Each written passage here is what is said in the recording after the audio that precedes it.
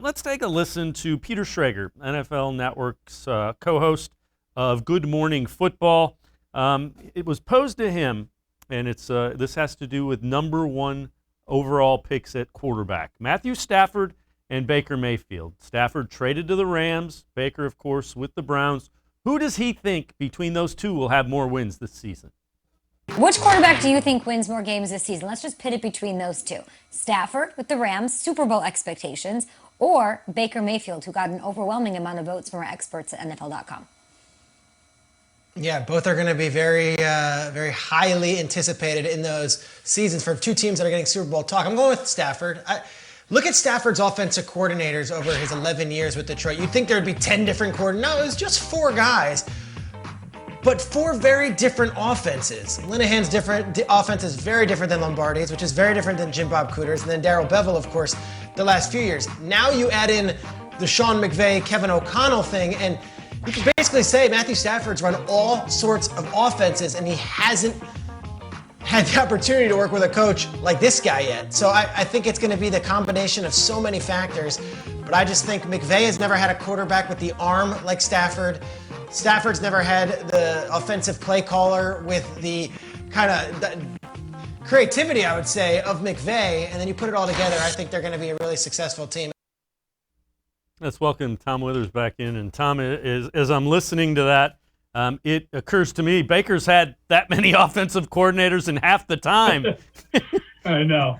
We were just talking about this, right? The whole continuity thing. So, hey, listen, I'm a big Matthew Stafford fan. I think that poor guy spent, probably his best years in Detroit with some pretty lousy teams, and he had, all kinds of change and what have you, much like what we've dealt with here in Cleveland. So, it's tough to say, two teams in different conferences in terms of who's going to win more games. I think both will have successful years. I think both have 2 really good head coaches running their teams. I think both teams have, made moves. Both teams have good defensive players, number one, which is always going to help a quarterback out, right? You got to get the football back. You got to stop the other team from scoring. So that helps a little bit. So I think it's tough to say which one will win more.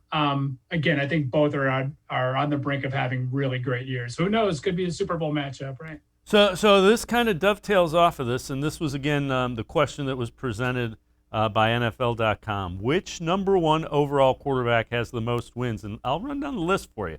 You've got Trevor Lawrence, who is the number one overall pick by the Jaguars this year. You've got Joe Burrow, number one overall pick by the Bengals in 2020. Kyler Murray, number one overall pick by the Cardinals in 2019. Baker Mayfield, Browns in 2018. Jared Goff 2 years before that. He's now with the Lions. He was drafted by the Rams. Right.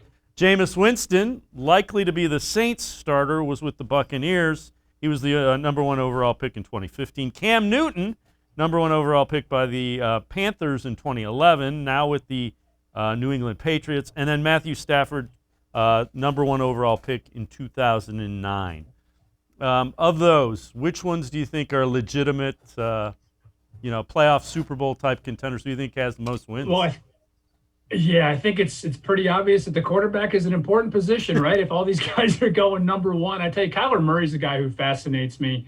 I think is just starting to scratch the surface of his potential down there. So, there's a list of some guys that are, borderline busts at this point, right? When you talk about Jameis Winston, really has had an up and down career over the last couple of years. And again, I'll go back to Stafford for a second. I'm really interested to see what change of scenery does for him. I think you'll probably say the same thing of Jared Goff, who I was really high on coming out of college a couple of years ago. So again, I think there's so many other variables, Dave, that come into play here, right?